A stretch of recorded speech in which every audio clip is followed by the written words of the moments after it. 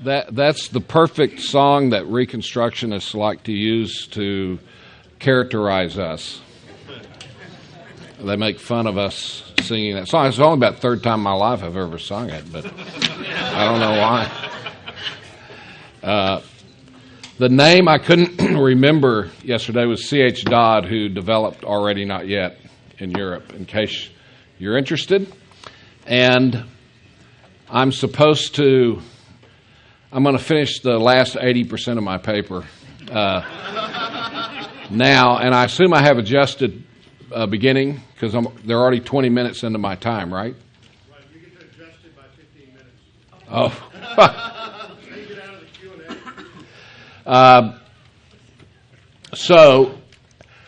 Q&A. We were going to talk about Futurism on page 9, and somebody's already asked me, what is Historicism? So I'll go ahead and tell you about the four views of how you interpret prophecy.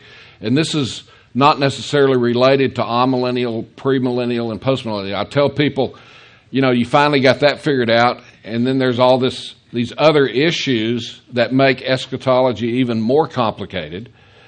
And people think that, for example, preterism or something is a amillennial or postmillennial view. It has nothing to do with that, really. It has to do with when you believe Bible prophecy will be fulfilled relation to right now. And so there's four ways you can theoretically relate to time right now: past, present, future, and timeless. And so those are the four ways that people believe. And this started originally with the book of Revelation, but it is often applied to eschatological issues as a whole. And so the past fulfillment of prophecy is preterism, and that's the Latin word for past or gone by. And so they believe there's a spectrum. I call them mild, moderate, and full preterists. The full preterists believe the second coming happened in AD 70. And there's no future. We're in the new heavens and new earth. And you thought it was bad to be in the millennium right now. But we're beyond that, and they even have a fourth millennial view, some of them, full preterists, called transmillennialism. It kind of sounds like transvestite or something like that. I don't know. But nevertheless, that is a view. Then you have historicism, which believes that the events of Revelation chapters 4 through 19 refer to the church age, and that therefore it's being fulfilled throughout the current days. And so they allegorize days into years, and there's 1,260 days, or really 1,260 years. Everybody knows that the rise of Antichrist began when Pope Gregory in 606 was Pope or something like that, and then ended with the French Revolution or something like that. When Antichrist was deposed, religion was cast down. And so they see the Islamic invasion could be one of the seal or trumpet judgments throughout European history. And of course, there's an American version of historicism. And Luther was the one that brought historicism. It was originally developed by Joachim de Fiori to some degree, and it became known as the Protestant position because you could say the Pope was the Antichrist and all of this kind of stuff. And so it united both amillennials, premillennials, and postmillennials because they were all historicists. And they would all talk about when is Antichrist going to be cast down and various things like this. So you could be a postmillennialist like Jonathan Edwards, but they had all of these other things in common. And that's why there was less discontinuity in eschatology, in the early Reformation days. Fox's Book of Martyrs is written from the perspective of historicism. And the persecutions in England are the persecutions of the tribulation saints, you see, things like that. Martin Luther, for example, is said to be the first angelical witness. Joseph Wolff, in one system, was a Jewish convert who, in the 1800s, preached to the Muslims in the Middle East, and he was the second angelic witness. You see what I'm saying? This is what they do. So it's an allegorical view, and the only remnants we have today are Mormonism is based on that, Seventh-day Adventism is based on that, and Jehovah's Witnesses. And that's why they're date setters. And that's why there's a lot less date setting today going on. because to be a historicist, you have to be a date setter. Luther set 1565 or somewhere around there is the date for the second coming. And then you have Futurism, which is our view that Revelation chapters 4 through 19 are future to the church age. And so we take all unfulfilled prophecy as future to our time. And then there's idealism, which I think is probably becoming the leading view within evangelicalism, and that is that these are just ideas. They don't have historical antecedents. Therefore, there's no timing of events in the book of Revelation because they're just ideas or concepts. And therefore, it says we win. Well, I think it's a little more involved in that than just, we win. There's a few more details that are going to take place in the process of us winning. But, and so these are that they like to criticize us futurists as people that are know-it-alls. And so in postmodern mindset, if you're a know-it-all, then you're a bad person, you see. And you're the one that creates division by being a know-it-all. And therefore, our view among academics especially is falling out of favor. And preterism has gained somewhat, but I really think idealism is becoming the dominant view among evangelicals at the academic level, where you can just go through and build all these little themes and ideas about the book of Revelation. So, not only was the early church premillennial, but it was also futuristic in its premillennialism, as is dispensationalism. And you began to have the recovery of idealism in the late 1700s, early 1800s. And you began to have the recovery of premillennialism in the late 1500s, early 1600s, but it was historicist. And so it blocked the development of a futurist brand of premillennialism. And once that futurist brand of premillennialism developed, dispensationalism popped up overnight. Once you added that element with the Puritans having developed the pro-Israel idea set against the heritage of 1,500 years of anti-Israel Christianity, both Catholic and Protestant. And so you have these ingredients that I talked about yesterday coming together by the early 1800s. So Irenaeus, for example, he had a fairly detailed statement of futurist premillennialism, broadly similar to modern dispensationalism. Irenaeus and Hippolytus was Irenaeus' disciple, see a future 7-year tribulation, including a gap or postponement between the 69th and 70th week. In the 1950s, actually 1945, a guy named Lewis Knowles in the Westminster Theological Journal, in other words, that would be a traditionally reformed, anti-premillennial, post-mill, amillennial journal, wrote an article about the early church's view of the 70 weeks of Daniel. And he described the views of Irenaeus and Hippolytus as undoubtedly the forerunners of modern dispensational interpreters of the 70th week. People like Gary DeMar used to go around saying that no one saw a gap between the 69th and 70th week until Darby came along. Well, Leroy Fromm, in his 4-volume book on the history of prophecy interpretation, points out that Hippolytus taught this, who happened to be the first guy to write a commentary in the early church on the book of Daniel. And he also wrote, that's why he did an in-depth study of this. In fact, the first 3 people that commented in the early church on the 70 weeks of Daniel saw the gap theory between the 69th and 70th week, which shows you that futurism had to have been the dominant view at that point. Then they were overtaken.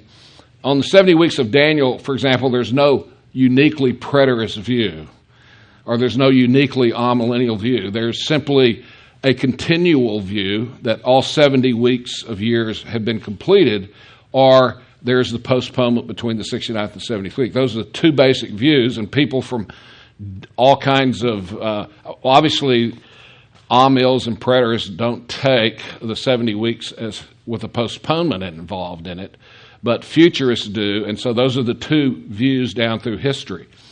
And Knowles goes on and draws the following conclusion about Irenaeus and Hippolytus.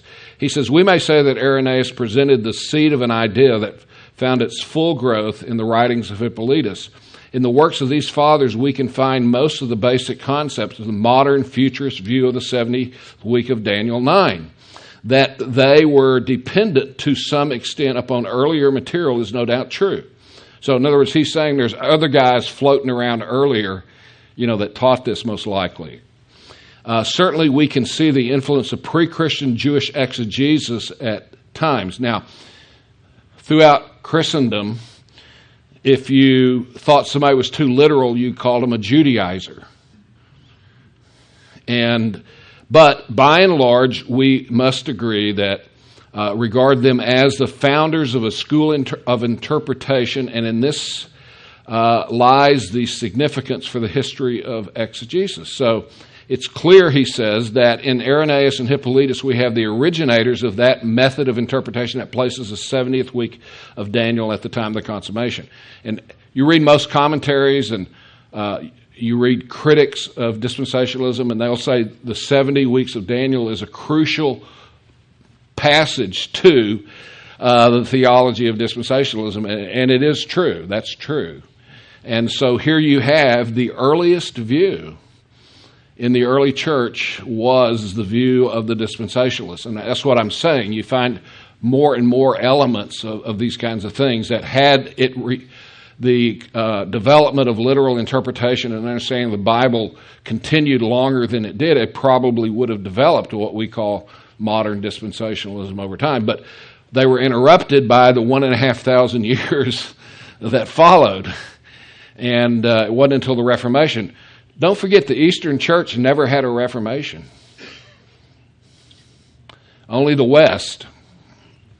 And so we see that this is a very strong evidence of an element of futurism and dispensationalism in there. In fact, Grant Osborne summarizes views of the early church futurism as follows. This was the method employed by some of the earliest fathers like Justin Martyr, Irenaeus, Hippolytus, but with the triumph of the allegorical method, in other words, taking a spiritual approach to the Bible, after Origen and of the amillennial view of Augustine and Tychonius. Let me just comment. Augustine developed amillennialism, and that's around 400 in the City of God. Before that, there was simply anti-millennialism, people who were opposed to premillennialism. It's called anti-chiasm in the scholarly articles. And so they didn't have a positive system. And of course that comes out of Alexandria, is where anti-chiasm did. And, they wanted to reject the book of Revelation and all this because, they didn't like it, obviously. And so it wasn't until Augustine that he developed the idea of the city of God and the city of man, and the kingdom is present now. And so amillennialism really is a development within Roman Catholicism, you see, of the fact that the Roman Church had conquered, with 313, 312, what was his name? Constantine, yes, Christianizing the Roman Empire, and overnight, many people left premillennialism because it looked to them like the church was becoming victorious, you see, and it was no longer the martyr's faith. As long as Christians were being persecuted, then premillennialism prospered. And it must be that they were reading the newspaper. I don't know. The futurist method and chiasm was not seen again for over 1,000 years. The first to develop once more a liberal view of the book was Francis Rivera. A literal view of the book, I'm sorry. a Spanish Jesuit who wrote in the late 16th century to counter the Reformation anti-papal interpretation. Now, Rivera has never been translated into English, and so I can't say that I've read it, but I've read articles on it, and he, in my opinion, is still more in the historicist camp than the futurist. And when you had the shift in the late 1700s and the early 1800s to Futurism, where they started was whether or not the Antichrist was a person or was he the successive popes of Rome, you see. In other words, he represented each successive pope was considered the Antichrist by historicists.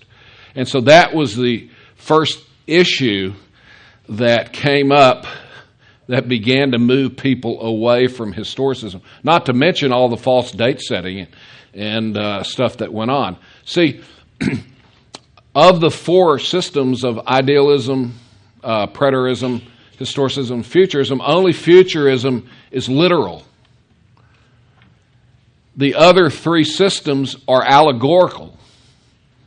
They require some attempt to interpret things literally, but at many key points, they have to allegorize the text. Historicism allegorizes the text, by turning days into years, and the Antichrist is not a person, but he's an institution, within Roman Catholicism, and all of the identifications of European history and things like that as fulfilling seal, trumpet, and bowl judgments, and making it refer to the church age, the current age.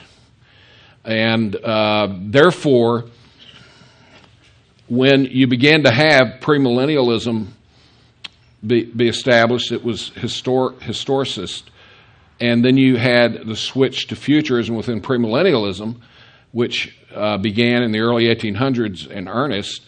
And you had some elements of historicism that were carried over, in my opinion, into futurism, like the idea that Babylon is Rome.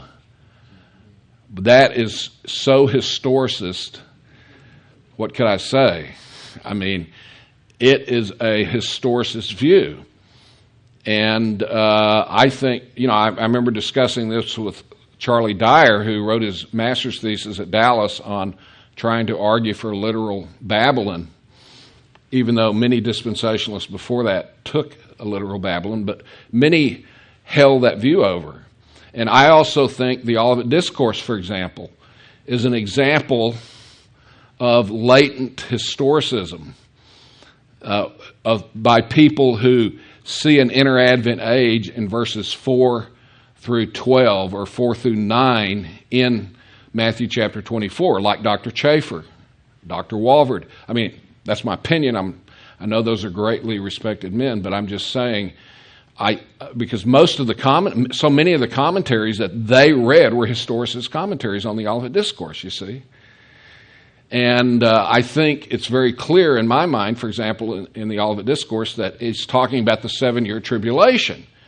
And how can we further know that? Well, we see the parallelisms between the seal judgments in Revelation, and we're always told to interpret the clear by the non-clear, and there's total unanimity among dispensationalists that Revelation chapter 6 is a future time at the beginning of the tribulation, usually. And yet you have those first 5 seal judgments parallel the exact order and use single-word summaries that Jesus uses in Matthew 24, you see, and they're the same exact order as the seal judgments. And plus, it's called the birth pangs. This is the beginning of birth pangs. And in Isaiah and in Jeremiah and in 1 Thessalonians, the tribulation is called a time of birth pangs, you see. So you have these things, but why do many people see verses 4 through 12 referring to the inter-Advent age, therefore earthquakes and famines and all of this become signs of the time, which I don't see those as signs of the time. Instead, I see those earthquakes and famines as occurring during the tribulation period, you see. And therefore, earthquakes are not a sign that we're getting near the end times, etc. It's because of the tremendous domination of historicism in the 1800s and even into the early 1900s in commentaries on the Olivet Discourse. And so that would be an example of progress, I think, within dispensationalism versus people that want to go back to amillennialism, bring in amillennial ideas or things like that. That's not progress. So you have premillennialism in the early church. J.N.D. Kelly acknowledged internationally as an authority on patristic Christian thought as typical of the scholarly opinion on this question, and notes that the early church was ecclesiastic in her eschatology. And he says the clash with Judaism and paganism made it imperative to set out the basis of the revealed dogmas more thoroughly. The Gnostic tendency to dissolve Christian eschatology into the myth of the soul's upward ascent and return to God had to be revisited. In other words, an allegorical interpretive approach there. On the other hand, millenarianism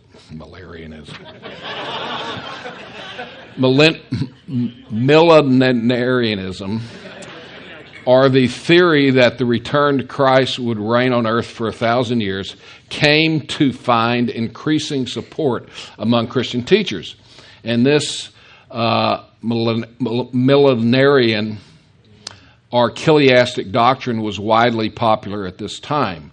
So Kelly further asserts that premillennialism is dominant through the middle of the 3rd century when he says the great theologians who followed the apologists, Irenaeus, Tertullian, and Hippolytus, were primarily concerned to defend the traditional eschatologies against Gnosticism. They are all exponents of millenarianism. I used to could say that okay. And I have other quotes saying that the early church was premillennial. And there's one or two scholars out there that try to argue against that, but journal articles have been written showing that they're not correct. The early church was clearly premillennial. So you have the rapture in the early church, and here are some references like to the Shepherd of Hermas, where he talks about the possibility of escaping the tribulation, but then later on he talks about being in the tribulation. So it's hard to claim him as a pre-tribulationist, but on the other hand, early on, AD 140, you're seeing them talk about the idea of escaping the tribulation. And you have, even Irenaeus makes some interesting comments about that.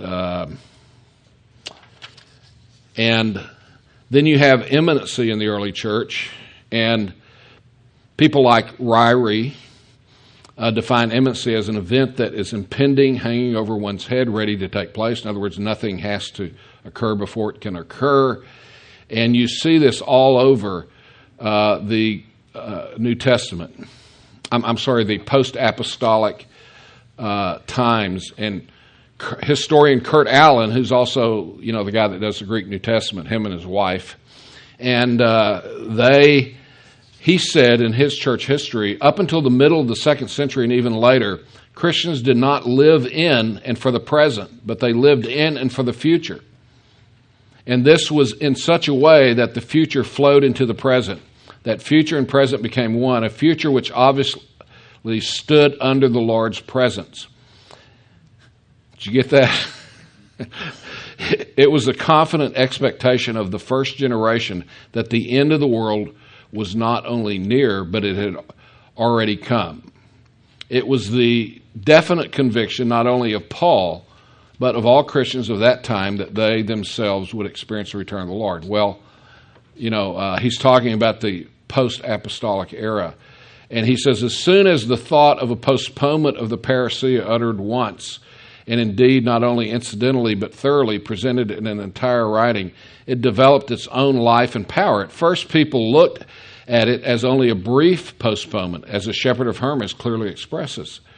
But soon as the end of the world did not occur, it was conceived of as a longer and longer period until finally his is today's situation. Nothing but the thought of a postponement exists in people's consciousness.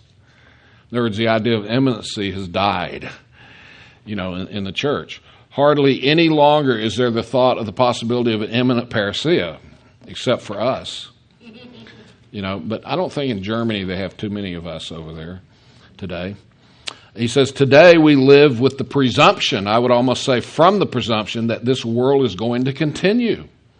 It dominates our consciousness. Practically, we no longer speak about a postponement, but only seldom does the idea of the end of the world and the Lord's return for judgment even occur to us.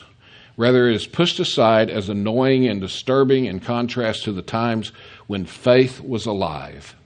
It was very characteristic that in the ages when the church flourishes, the expectation of the end revives. We think of Luther. We think of Pietism.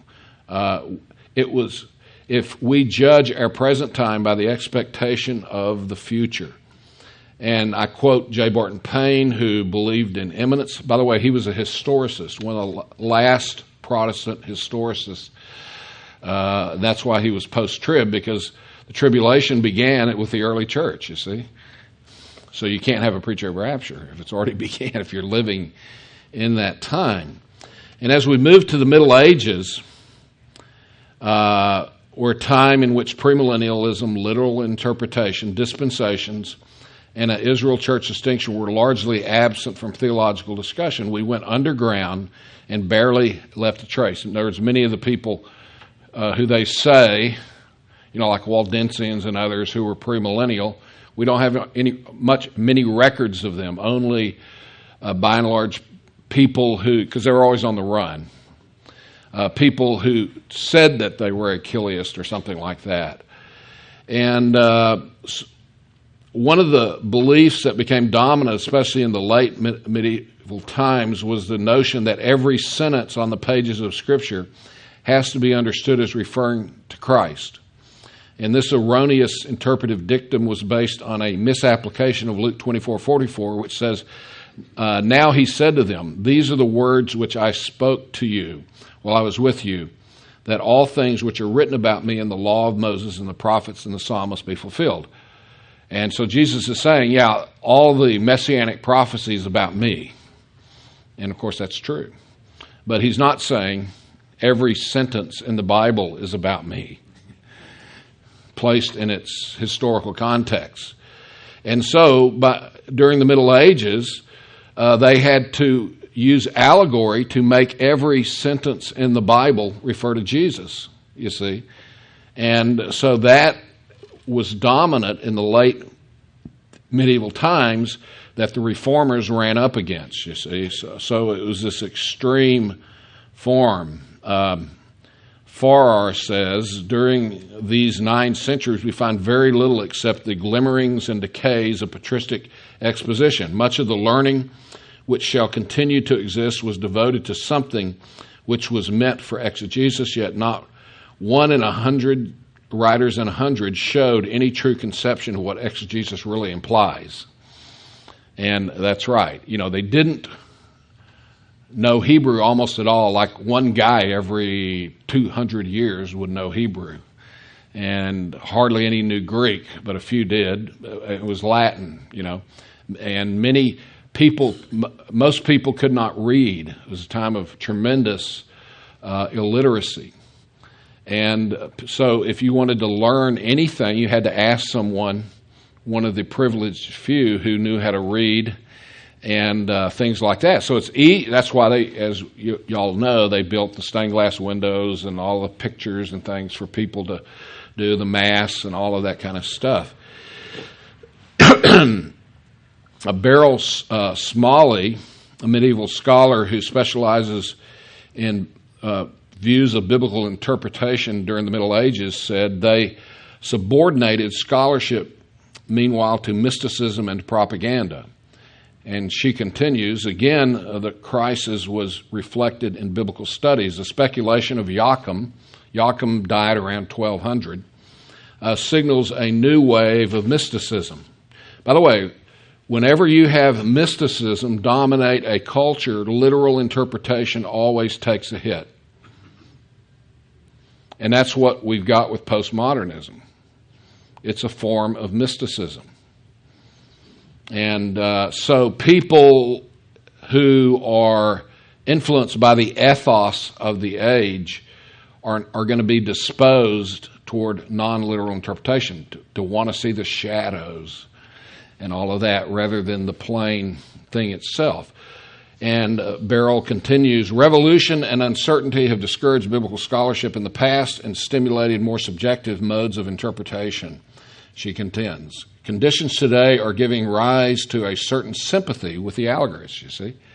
She's saying, in a sense, it's a return to medieval mentality in exegesis, even though it may be more literarily sophisticated and philosophically sophisticated. We have a spate of studies on medieval spirituality. It's all over the place. Spiritual formation instead of living the Christian life. Going on quiet retreats where you don't say anything, walking the labyrinth, all of this kind of stuff. Return to the ancient fathers, the desert fathers from the 3rd and 4th century and all of that. Never forget learning about Simon Stylites, who sat on a 9-inch pole for 40-something years, depriving his body. And then there was Bossy, who lived like an animal, like a cow, in the field. I know, but it's a major coincidence there. But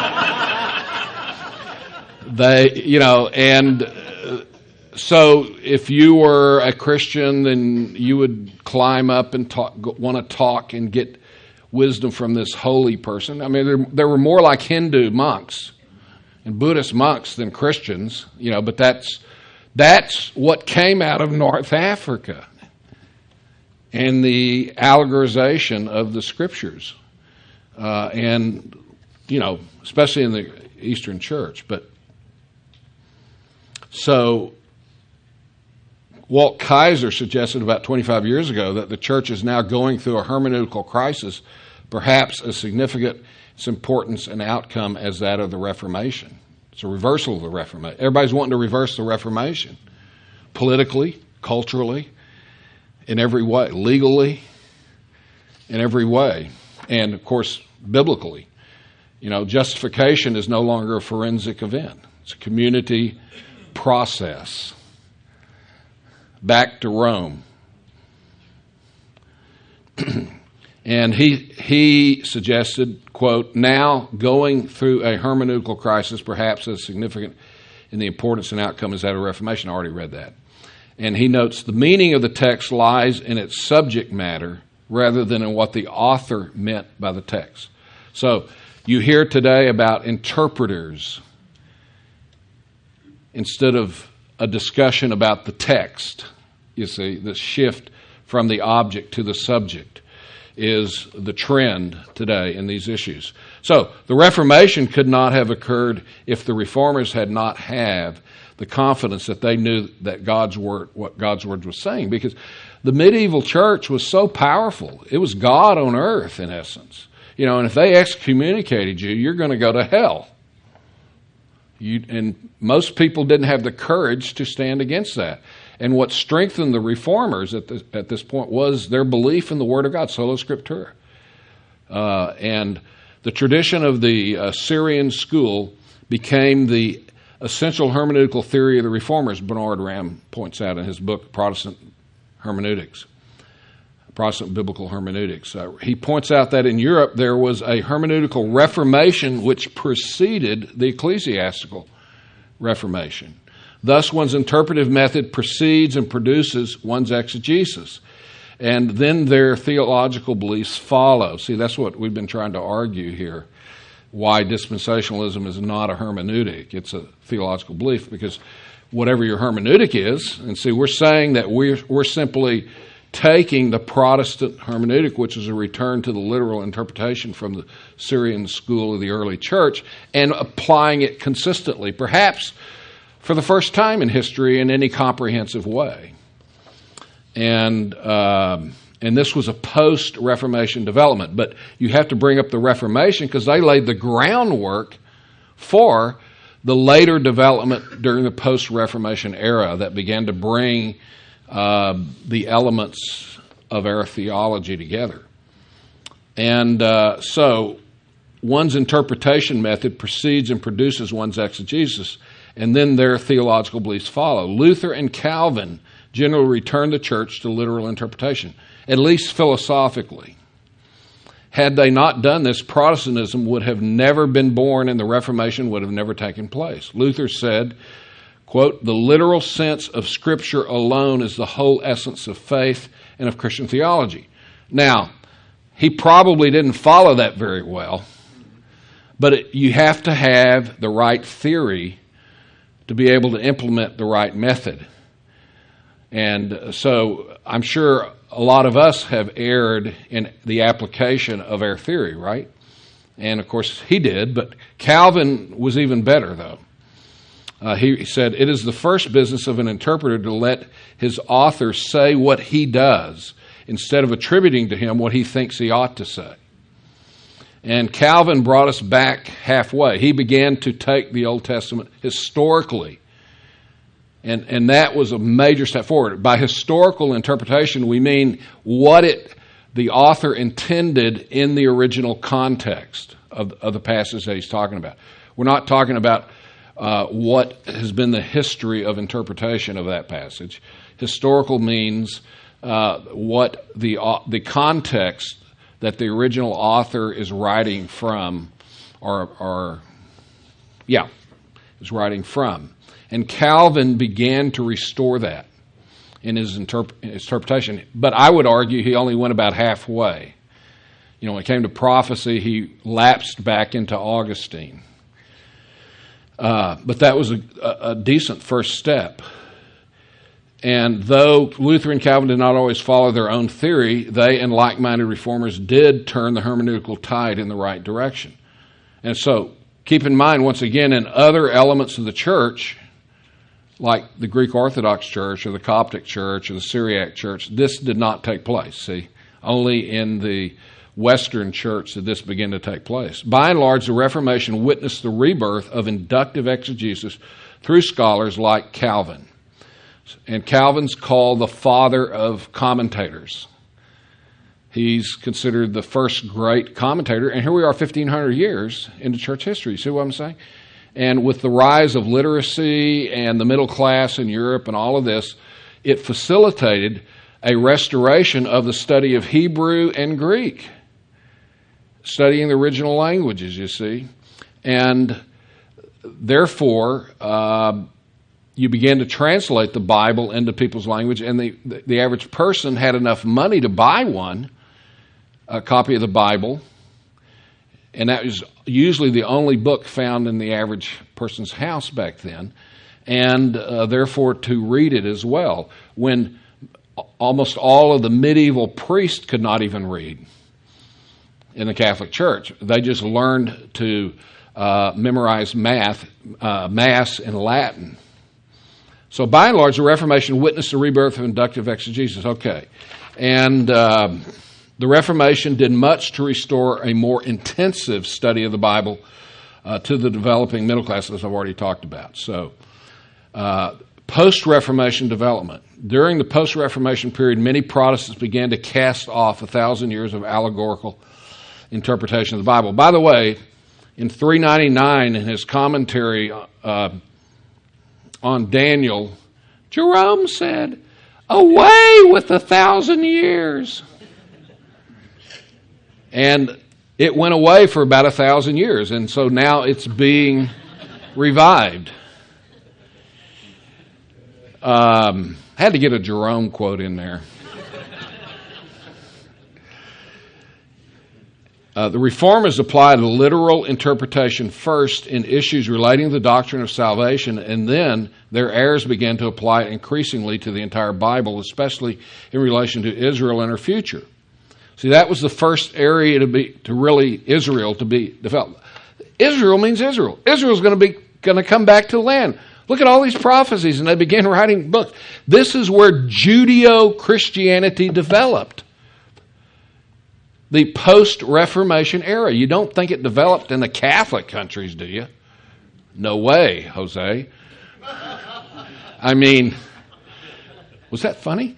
I like it when you quote Latin. It's good to have an educated audience out there. So they're applying this literal view, and in the early 1600s there was a significant movement among the Puritans and some on the continent to return to premillennialism, because some began to apply a literal hermeneutic to Revelation 20. Jeffrey Jew, church history professor at Westminster Seminary, documents how Joseph Meade, 1586 to 1638, I believe 1621 was when he wrote his commentary on Revelation in Latin, of course, and he is called the father of English premillennialism, Joseph Meade. And a host of many others among the English began adopting a millennialist view of eschatology. And Jew says, by the mid-17th century, the most popular eschatological position in England was millennialism. The Puritans were not post-millennial, they were premillennial. Post-millennialism didn't come until Edwards in the early 1700s when the Enlightenment came in, you see. But the Puritans from England and the United States were premillennial. There were some amills here and there, like Richard Baxter was an amill preterist. Let's hear some boos. Just kidding. And but almost all of the American Puritan fathers that came to America were premillennial. Historicists, though, you see. And he says at the same time, many Protestants began to see that there was a literal future for national Israel. Jew notes that, quote, the majority of English Puritans held to the doctrine of a future national conversion of ethnic Jews, unquote. He further notes, quote, the doctrine of the national conversion of Jews was an integral part of the eschatology of the New England settlers, unquote. Rainier Smolowski, or something like that, notes the near unanimity of such a belief within the English-speaking Reformed community. Quote, virtually all 17th and early 18th century millennialists on both sides of the Atlantic agreed that even though the Jews were still languishing in their diaspora, Jehovah had not forgotten his chosen people and would in due time restore them to their land once elevated position among the nations. And why is this important? Because you have to be a millennialist to believe that Israel has a future. No Amill is going to believe that. No Augustinian person, because the church is fulfilling that destiny, you see. And so premillennialism began to precede the clarification of Israel as a distinct entity that had been missing, really, even in much of the early church for almost all of Christendom's existence up to that time. So it is my judgment that when Israel begins to be recognized as a distinct form, the church, from the church, that one will eventually start to wonder if there's a distinction between these two peoples of God. How this juxtaposition is reconciled often leads to a dispensational viewpoint on the matter. And one must either blur the distinctions or embrace the dispensational solution. The process, however, must begin with one beginning to see ethnic Israel as distinct and with a future still to come in God's plan, to start the wondering process here. But many of the Puritans, even though they were premillennial and believed in a future for Israel, still saw the church. They did not see the church being removed, that Israel was still functioning under the church. Does that make sense? And it took another 150 to 200 years for that to work itself out. So Wilbur Wallace observes that during the post-Reformation era in the English-speaking world, the premillennialism of the early fathers, and second, a note in the Geneva Bible, were the sparks for the revival of premillennialism. He says the rediscovery of the last five chapters of Irenaeus about 1570 may have contributed to Allstad's formulation of premillennialism. See, a lot of reformers didn't like people reading the early church fathers because they were so strongly premillennial. And that's where so these guys start reading the church fathers, and these guys are premillennials, you see. And so that's what he thinks Allstat did, reading Irenaeus. And Irenaeus' last 5 chapters, which were his chapters on eschatology, were suppressed in the Middle Ages. Since he and others used the writers of the ancient church, we may feel that the intensive Bible study of the Reformation combined with the knowledge of antiquity was beginning to swing the pendulum back to the primitive premillennialism of Irenaeus, which had been rejected by Augustine. So early Puritan Joseph Mead observed a similarity between patristic chiliasm and his own millennialism, especially the writers of the ante-Nicene Fathers. However, in the early 16th century, any appeal to the ante-Nicene Fathers' views on the apocalypse was discouraged for fear of encouraging their chiliasm. And the second influence that Wallace is arguing for the revival of premillennialism is Romans 11:25 and a note in the Geneva Bible. The Geneva Bible was the Bible the Puritans in America carried. And they didn't use that Catholic King James Bible, and that's why King James commissioned the translation of the Bible, was to get rid of the Geneva Bible. It was having too much influence, and he wanted to bring a unity to England. And so Wallace says, the blindness of the Jews is neither so universal that the Lord hath no elect in that nation, neither shall it be continual, for there shall be a time wherein they also, as the prophets have forewarned, shall effectively embrace that which they do now so stubbornly for the most part reject and refuse. So this note, thought to be written by Theodore Beza, Calvin's right-hand man, saw a future from the Old Testament in the New Testament, and that's what Paul was talking about. And that opened a floodgate, according to Wallace's analysis, and helped revive premillennialism. See the connection? As they begin to see a future for Israel. So God's not finished. And only premillennialists believe that the kingdom in the Old Testament, well, postmills do as well, refers to what we call the millennium in the New Testament. See, so if you see a future for Israel in the kingdom, see, you've got to be premillennial pretty much. So even though literal interpretation was being restored during the Reformation and post-Reformation periods, it still took a while for biblical interpreters to more consistently rid themselves of the medieval allegorical influences. For example, William Perkins, the medieval fourfold sense was reduced to a twofold or double sense. And William Perkins was an important Puritan, a British Puritan, and he still held a distinction between allegorical for prophecy and literal for the rest of the stuff. And this would be similar to Augustine's dual hermeneutic. However, most Protestant biblical interpreters were increasingly moving toward the literal hermeneutic and functioning within the framework so that the historical, grammatical, contextual method is labeled the Protestant hermeneutic. And I see that becoming more rigorous from, say, the 1600s. If you read those guys, they don't really do inductive exegesis, in my opinion.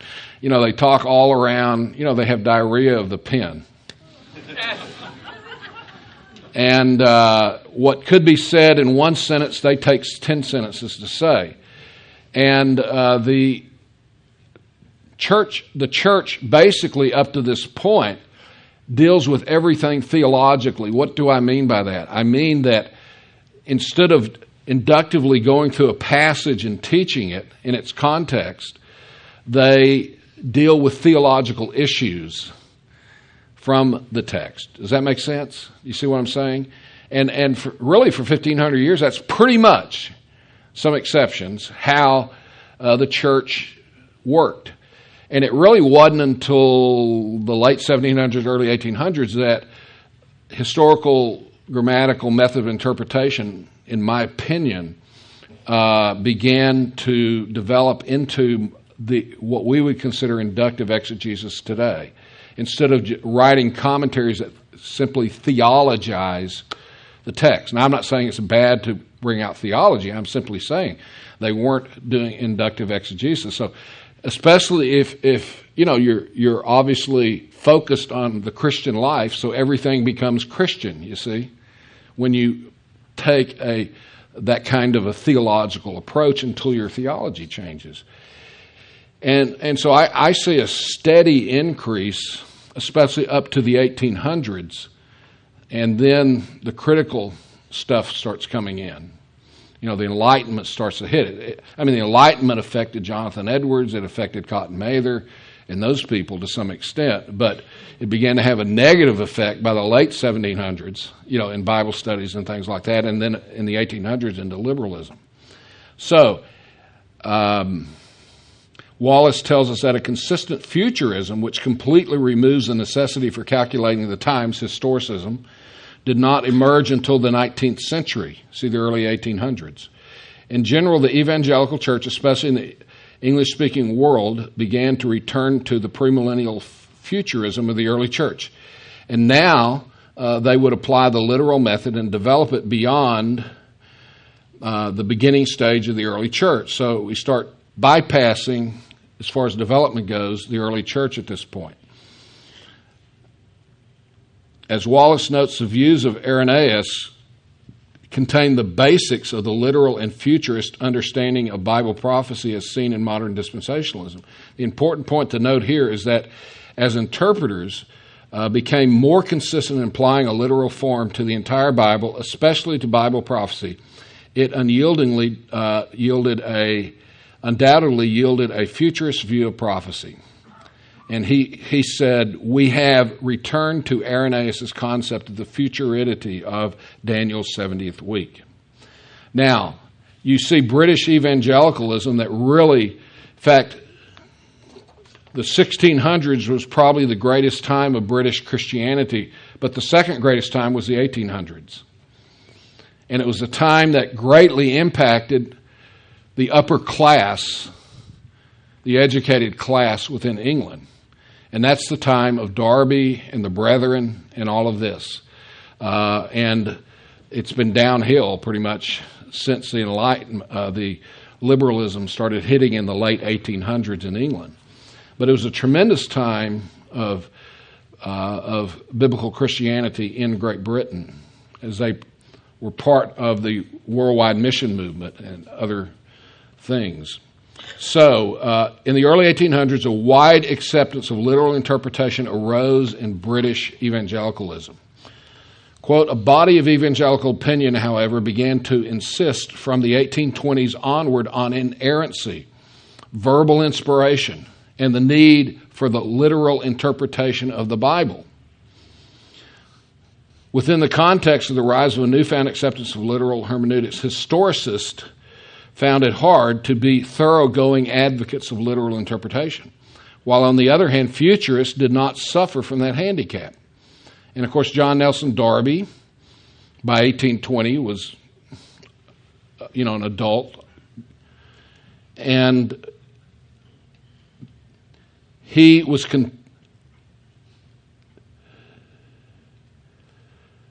had shifted from historicism to futurism by 1829, and was contending that prophecy relating to the Jews would be fulfilled literally.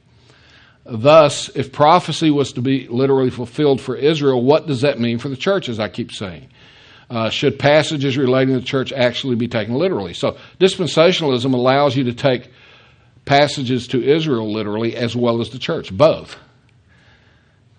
And it's harmonized theologically rather than replacing one or the other or choosing over one, God's plan for one or the other. And so was it to be taken literally? For Darby, the answer was a resounding yes, thus rejecting the traditional view that the church had forever replaced Israel. Evangelical commentators had customarily argued that the prophecies of the Old Testament should be read spiritually, not literally. They should be applied to the Christian church.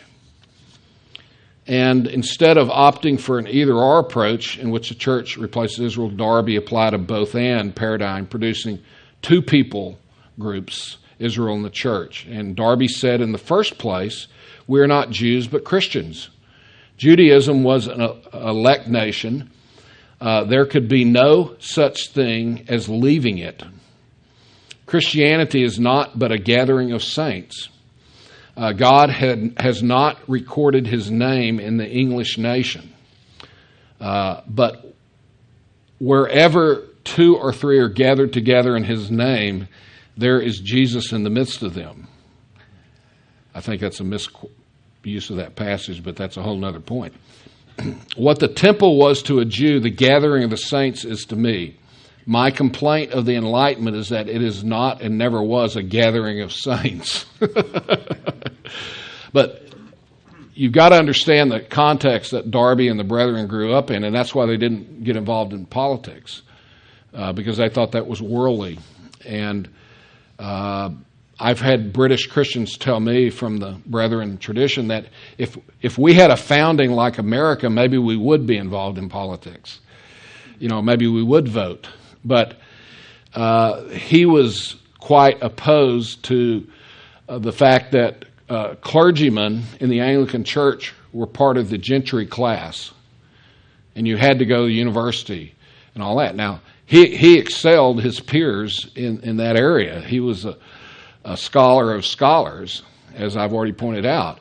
But he did not like, and there were a lot of people in the early 1800s that were thinking this way, that, for example, when some scoundrel in the community died who was a known big-time sinner, and because he was simply born in England and thus was a member of the Church of England, when it came to burying this scoundrel, when you threw the dirt in, you had to say that he had the hope of the resurrection. And many Anglicans could not say that or do that, and they left the church and became independents, like the brethren. And they were upset with the idea that the state was over the church. And Darby believed that the church would always be in ruin as long as the state dominated over the church, which to this day is still the case of the Anglican Church. Plus, Darby, for the 26 months that he was an Anglican clergy, was in the south of Dublin in the Wicklow Mountains, and he and another guy were leading 600 to 800 people a week to Christ among the Catholics. And his bishop was afraid that, the hoi polloi would ruin, which 10% of Ireland at that time was Anglican. The rest were Catholic. And the Anglicans were mainly British imports. And that the entry of the peasants into the Anglican Church would ruin the neighborhood, I guess you could say. And so he passed an edict that you had to swear allegiance to the crown to become a member of the Anglican Church, and no one would talk to Darby after that. It killed his evangelism. In fact, they thought the Reformation was finally coming to Ireland during that period. And it was shortly after that Darby had his riding accident, and in a sense he's sitting there in Dublin crying in his beer, as we would say in Texas. He wasn't in a Texas bar, but nevertheless. And he's moping about how the Anglican Church was ruining his ministry. And so his thoughts were ecclesiastically related. And he did nothing during this time but read the New Testament and the Bible and think about it. And he realized that the church is a heavenly people, not an earthly people. And his development of the rapture didn't come because he was a consistent literal interpreter. I got to watch the camera there. And but instead, he realized from Colossians 3, verse 1, that we're in the heavens, seated there positionally, and all the rapture was when we physically went to where our position was in heaven. That was his thinking when he first thought of the rapture. Now, he really didn't talk about the rapture much until around 1845, and he had developed it more systematically. In fact, he believed the tribulation up until 1845 was only 3.5 years long. So he had a pre-trib rapture separated by 3.5 years in the second coming, and he shifted to the 70th week, or the 7-year tribulation. And who would not say that Darby didn't have the intelligence to develop this kind of thing? He was certainly a brilliant person. And I think all of these claims that he got it from this person or that person, and clandestinely snuck it into his system somehow just don't make sense, because these other people who supposedly, like Mark McDonald, have the pre-trib rapture, they don't have a pre-trib rapture when you read it, but secondly, they don't have the theology that surrounds it. For example, it couldn't have been Edward Irving. Edward Irving never believed in a pre-trib rapture. The Irvingites never believed in a pre-trib rapture. They believed in a rapture related to the second coming. And those who had the enlightenment of the Irvingite movement on them would know when that's about to happen. You see, that was their idea. And they believed that the rapture would happen a few days before the second coming. And that's what their view. But the tribulation would have already taken place, you see. So they weren't pre-trib, but they had a two-phase second coming. And that goes back to, who's the guy in 1621, the father of premillennialism? Joseph Mead, thank you. That goes back to Joseph Mead, also taught what is called the pre-conflagration rapture view. And many premillennialists throughout Europe and America, even the Mathers, for example, believed in that pre-conflagration rapture, but it's not a pre-trib rapture view. And so people read this who hate pre-tribulationism, and they see a two-phase coming separated by sometimes 45 days, you see, of Daniel, where the saints, Mead's very clear, where the saints are raptured, God then burns up the earth, they stay with Christ up in heaven while the earth is burned up, and then they come back down for the millennium. And that's the kind of rapture the Irvingites believed in. And yet, it's not a pre-trib rapture, because, but there are other people like Morgan Edwards, who was the founder of Brown University, an Ivy League school, who taught a clear pre-trib rapture, you see, and we're finding more and more of those. Okay, and so Darby is the formulator of all of these particular views. And I have a bunch of stuff in here on Darby that you can read or maybe not read. And so I'm skimming through my paper here. And I have documentation on page 29 of two witnesses that I mentioned yesterday who testified that Darby taught a pre-trib rapture during his convalescence in December 1827 and January 1828. Before Edward Irving wrote his book, or translated, what's his name, some guy's book from Spanish into English. and well before 3.5 years almost before Margaret MacDonald ever came on the scene. And so it's very clear. And then you have Morgan Edwards. Who influenced him?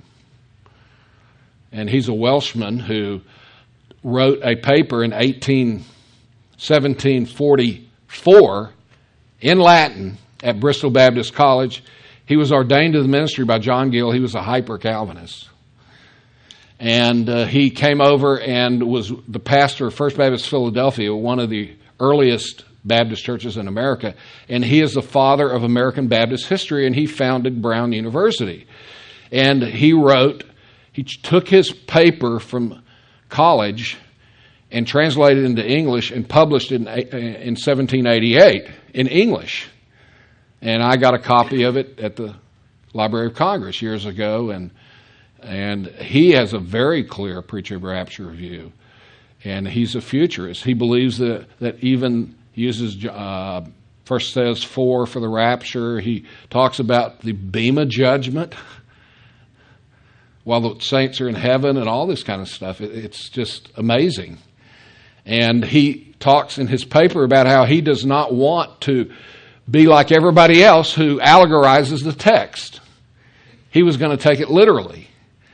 And so he was going to be different than most of his day. So he had this book published. It was published in the year that he died. And the only other books that he had published were his history books, which, as I say, he's the foundation for Baptist history in America. And secondly, he published a book on how to raise money for universities. And I looked through all the libraries in the UK, and not one of them, except for the National Library of Wales, had a copy of his book on the rapture. So what I'm saying is Darby could not have been influenced by it, and I don't know when the Welsh Library got Edwards' book that teaches a preacher of rapture, and he wrote that in 1744.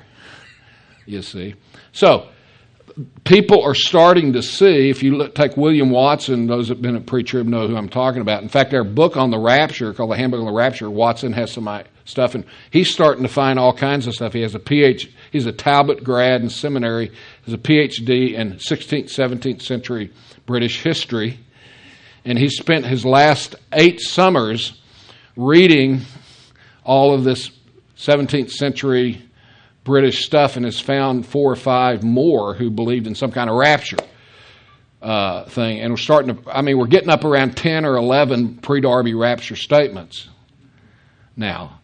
And that's only been in the last 20 years. And I left Dallas Seminary fully convinced that no one taught a preacher of rapture for Darby, as a church history major at Dallas. And I was very skeptical when Grant Jeffrey called me up and read me the stuff about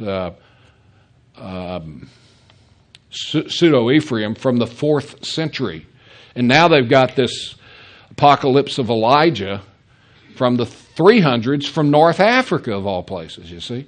So it's interesting, and we're not saying these guys are dispensationalists, but they did teach forms of pre-tribulationalism throughout the church. But if they suppressed premillennialism, and they did, I'm sure they would suppress this as well, and it wouldn't be widely known. So you can see dispensationalism and all this stuff developed in history, and the Puritans paved the way. Darby made 7 visits to the United States.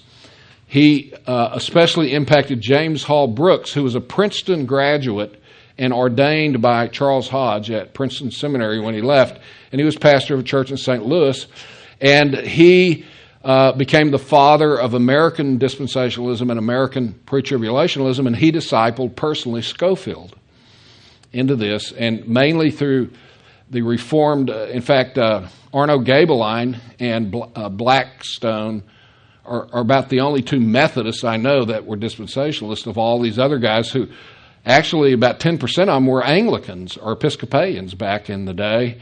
And it came through that, because you didn't have many independent churches and things like this. They were all denominational and things. And so I think dispensationalism grew out of those developments that I've been talking about. Thank you.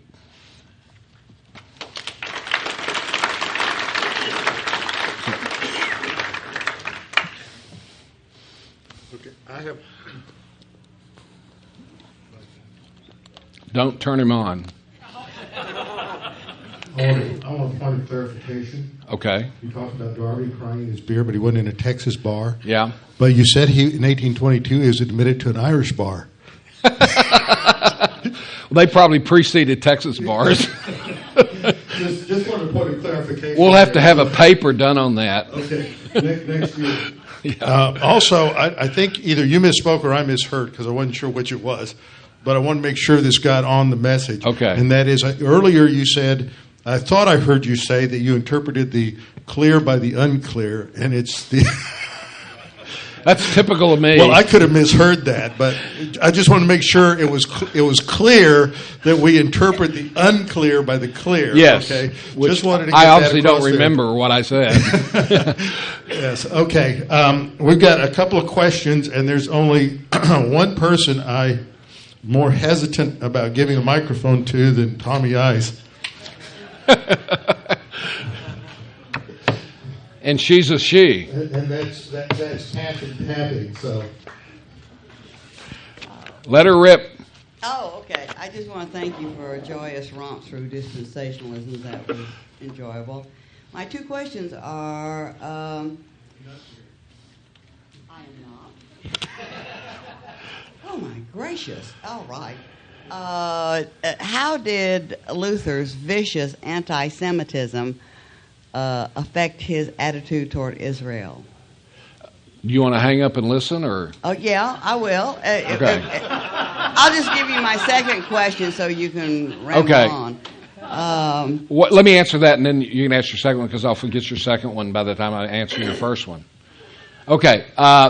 Luther, early on, started learning Hebrew from Jews, and he was very pro-Jewish in a sense in his early life, and he thought surely when the Jews see these Protestant interpretations and realize that they're not like the Catholics, then they'll convert.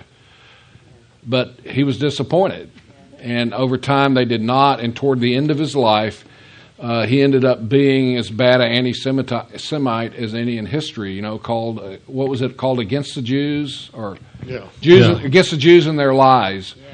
And he encompassed. Hitler quoted him 3 times in Mein Kampf and all of this, and it was because of his disappointment in the fact that hardly any Jews converted to Christianity, Protestant Christianity. But how did that affect his attitude toward Israel? Well, Israel was not a nation at that time. I know, but it was in the Old Testament. Right, but... Did he still honor that? yes. Yeah, he was amillennial, and he was not as literal as Calvin was. Okay.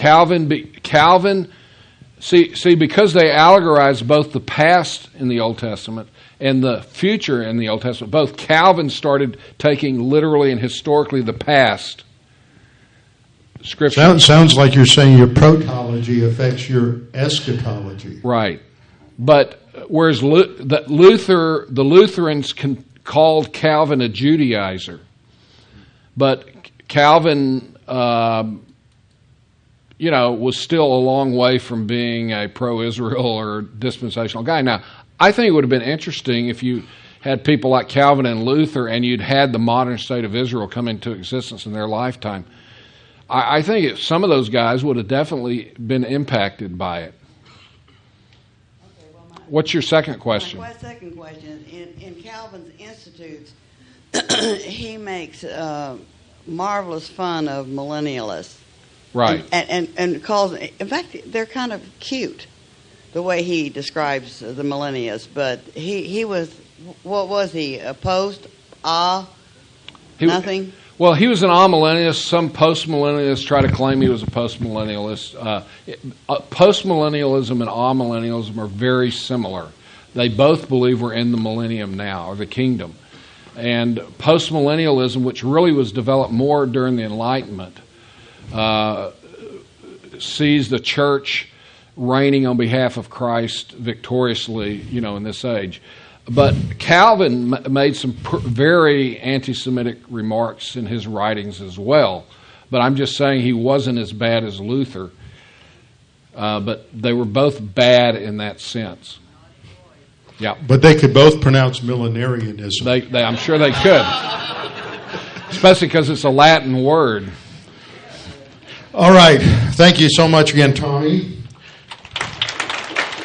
We're running just a little bit off schedule, so we'll come back. We'll shorten the break to about 15 minutes. We'll come back at 3:20 for Mike Stollard's second presentation. Again, we're going to continue to romp through history, as Katie so vividly put it. All right? Back here in 15.